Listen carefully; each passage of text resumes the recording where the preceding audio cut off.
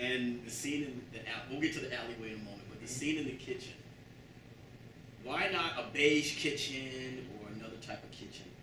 Was this a contrast? Yeah, absolutely. It's something. I mean, I knew, because we do like video storyboards for all the fights, so we already pre-designed them from beginning to end.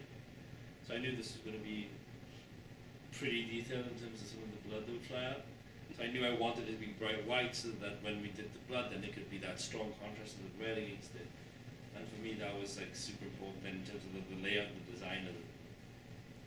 Excellent. It looks. I mean, it looks really sharp. Really sharp. Oh gosh. Okay. The other character, he is the other mob boss's friend. I think the other guy, long hair. Also? Yeah. It's almost like ballet when he's in the alleyway. You know, it's folks. You just have to see that scene. You just have to see it yourself. And the assassin. How did you develop that particular character? Because when I saw it, as he would slice his victims, he would like stare at him. I don't know.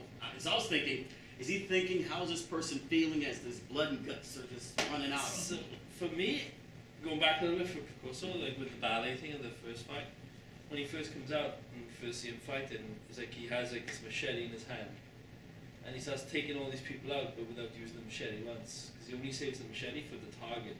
The bodyguards know. So that made it harder, because I had to tell Iko Uwais and say like, oh guys, I need you to take out about like 7 or 8 people, figure out what you would do if you had one hand only, and you know, you have to get through 8 bodyguards first before you can use your machete. So show me all the different movements and see that you can do with one hand only. They'd come back, they'd present all these different things, and I'd be like, okay, that's good, let's keep this is good, let's keep this, let's keep this and this and this. And then we started to structure it around it.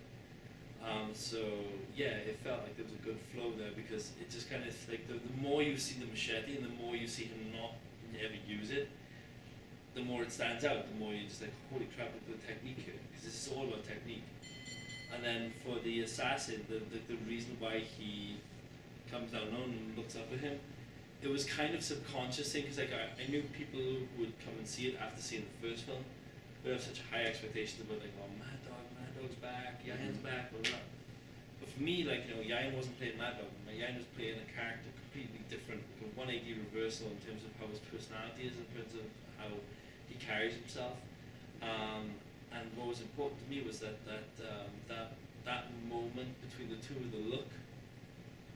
That look is kind of like Chechep saying, okay, you're giving me the baton now. I'm going to be the Mad Dog of this film.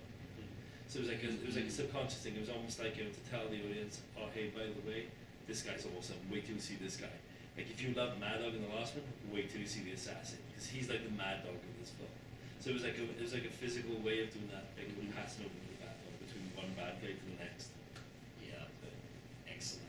It's also a showcase on a father versus a son. Yeah. Son thinks, I'm ready. Daddy, I'm not just yet. And that happens quite a bit throughout the film. Like it's like, yes. I mean, there's a lot of father-son elements to the story, like Prakoso and his son, you know, Bangun and Rucho, and then obviously then Budjo has no respect for his own father, the rising gangster. He has none whatsoever. And so you could see it. You could see it building. Oh man, this is going to end bad. And then, you know, also Rama with his kid, because he abandons his wife and child again, right, to pursue his own personal vendetta. Right, and then he makes that decision. Okay, look, I'm going to have to just, you know, wipe the slate clean. Yeah. Of everybody. Yeah. So, excellent. Iko. Yes, boss. Okay, Rama, okay. Rama had to make that decision, you know, even though the police department, they wanted him to catch the corrupt cops. But he made a decision to just, you know, just lay everybody down. What was going through your head as Rama that he finally came to that decision, well, this is what I have to do. So I don't have to put up with, you know, these guys ever again. Jadi bagaimana ambil keputusan untuk membasmi itu kriminal daripada ditahan dan diserahkan kepada bos? Ini pertanyaan dari semuanya, cuma ini doang yang beda. This is different question from the other question. It's good. Yeah, Something new. Yeah. We haven't been asked yet how It's I not ended up in usual. Indonesia. It's good. It's good to get these questions. Di sini karena saya pas keluar dari dari satu, saya punya keluarga, dan di dari satu saya masih istri saya masih mengandung waktu pas dari satu masih mengandung. So in the first grade film, you know, I've just come out of the world of the first grade, and my wife is still pregnant. Dan saya tahu di situ memang saya sudah bebaskan abang saya, dan abang saya yang ikut. Pas setelah tahu abang saya meninggal, di situ ada spoiler. Careful, don't spoil. Be careful. With a baby. Bukan Tony. No, don't say it. Oke. Dan dan di sini ada saya pas setelah itu ada bayi, dan saya juga harus menyelamatkan istri saya, keluarga saya dari kejahatan, dan ada beberapa mafia yang ya istilahnya ya udah sudah menguasai ada beberapa daerah, dan saya sebagai polisi, sebagai aparat yang harus melindungi keluarga, apalagi bukan keluarga lagi, jadi masyarakat setempat saya juga harus melindungi. Dan bagaimana caranya, saya harus mengikat gembong misalnya gembong ketua mafianya gitu, dan saya harus masuki untuk salah satu mafia yang besar itu.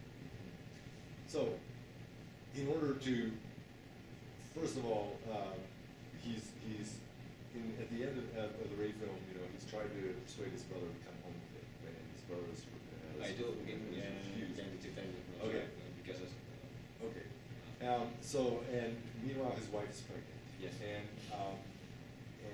he's about to have a child, and he feels there's a deep threat to the safety of his family, and one which he can specifically identify the location of that threat in terms of particular mafia bosses and criminal families in Jakarta. And so, when he is pressured by his superior in order to plunge into that world, he does so with deliberation that he's going to take care of the problem of protecting his family. yeah, I have to protect my family with that, and yeah, I have to take the decision like that. Yeah, it was an great decision, great decision. They've given us a wrap up, you guys. Gareth and Iko, the Raid 2. I'll give you my review later, but go out, you guys, get your trading cards. I'm telling you, these are going to be hot. Go out and get them. Support the film. I'm telling you. I could go on and on, but dude, thank you. No, thank you. Thank you, guys. Thank you. And our guy over there, Gordon G. Gary G. Translator.